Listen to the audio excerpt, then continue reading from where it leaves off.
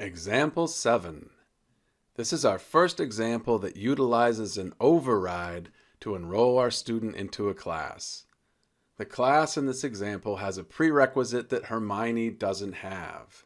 Fortunately, we will be able to enroll her in this class using the requisites override. There are times when you know that it is okay to override the prerequisites for a class and enroll your student.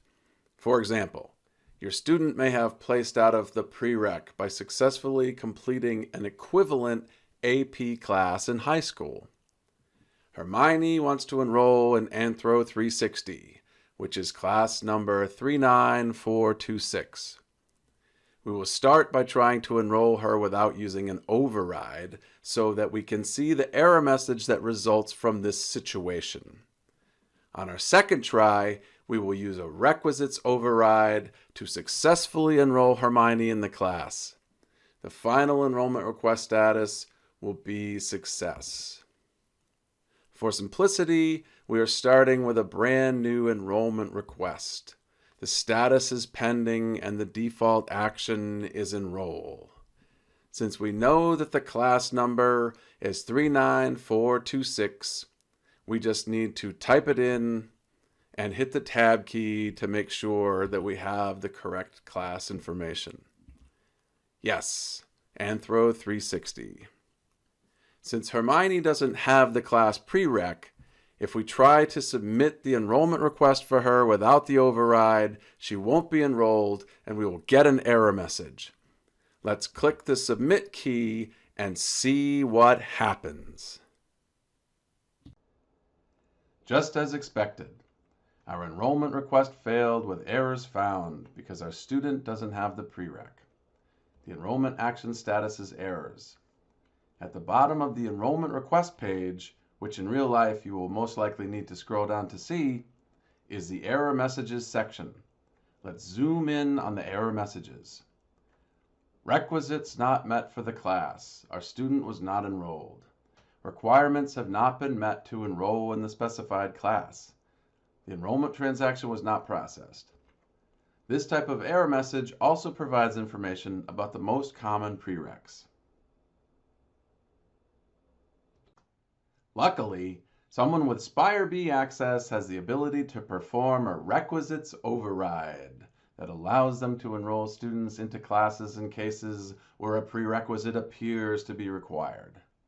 The override that you will need to do this is in the Additional Overrides section. The override for this is the checkbox labeled Requisites. Simply check the Requisites checkbox and click the Submit button again. Voila! This time our student's enrollment was successful. The enrollment request status is success. Enrollment action success. Hermione is now enrolled in Anthro 360. Here is the additional override section and requisites checkbox. Example 8. Your student wants to enroll in Anthro 596, a 500 level independent study. With enrollment requests, as appropriate, you can also specify the instructor. Hermione wishes to work with Professor Ralph Falkingham, so we will specify Ralph in our enrollment request. Because this is a 500 level class and our student is an undergrad, this class enrollment will require instructor/departmental consent. On our first try, we will specify Ralph Falkingham as the instructor, and then we will take a quick look at the grading basis on the enrollment request form to see what options are available for times when the grading basis for a class needs to be changed. When we submit the request, we will see the error that results because instructor/departmental consent is required. On our second try, we will use the permission number override to enroll our student in the class. The status of this enrollment will be success. Just as a quick refresher, let's return to Albus's Faculty Center. We start from the main menu. Then we select Student Enrollment. And from there, Enrollment Request. The student's EMPL ID is required. The term may be pre-populated or you may need to enter it. Click Add to create a brand new enrollment request form.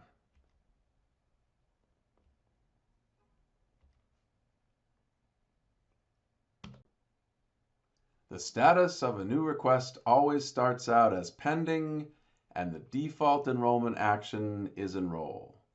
Since we don't know the class number, we will look it up using the wicked smart magnifying glass, which will open up an enrollment request class search page. The course subject dropdown is pre-populated with anthropology because we set it as our subject area in our data entry defaults. The course number is exactly 596. So we type that in, we click search, and we find that Anthro 596 has 3 sections to choose from. We just click on the section that fits into our student schedule and click Select Class. The class number is now on the form. Remember that Hermione will be taking this independent study with Ralph Falkingham. The way that you specify the instructor is by entering their EMPL ID in the Instructor ID field. Since we don't know Ralph's EMPL ID, we can once again lean on the stupendous magnifying glass to look it up. Just enter some information for the search, such as Ralph's name, and then click the lookup button. There is only one search result for Ralph Falkingham. Simply click anywhere on the row to select Ralph, and his EMPL ID will be now populated on the form.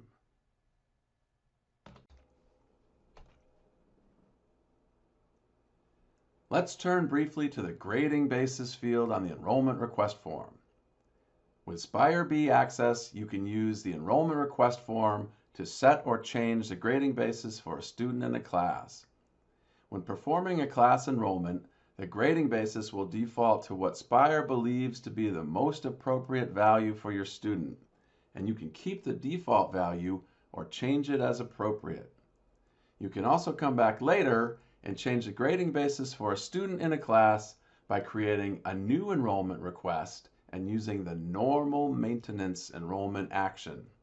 We will use normal maintenance in example 9. Click the magnifying glass to see the grading basis choices, although obviously not all will be appropriate for your student. You can click the lookup button to see all the grading basis choices. LET for undergraduate letter grading, EPF for pass-fail, LTR for grad student letter grading, and AUD for audit. Since LET is chosen by default, and that's the choice that we want, we can just hit the cancel button and return to the form.